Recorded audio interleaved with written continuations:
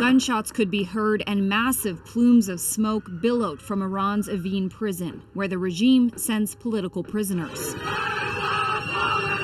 On a roadway leading toward the prison, protesters shouted, "Death to the supreme leader." A reporter with the state-controlled media toured the burnt areas of the facility and said everything was completely calm and there were no problems. They initially said that 40 people had died, and then they revised the number to say 4. This human rights lawyer says the United Nations should immediately call a special session to discuss Iran's human rights crisis. We've documented hundreds and thousands of cases that show these repeated patterns of torture being used to obtain information. Canada is expanding economic sanctions. In an interview with CBC's chief political correspondent, Rosemary Barton, the public safety minister said 10,000 people with connections to the Iranian regime will be banned from entering Canada in a matter of weeks. Those who are most responsible will never be able to set foot in Canada again or use this country as a safe haven.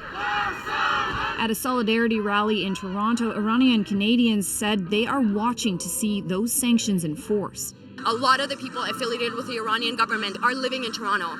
Their families are living in Toronto, and they're having the best lives here while they're killing people for wearing the hijab inappropriately and for protesting.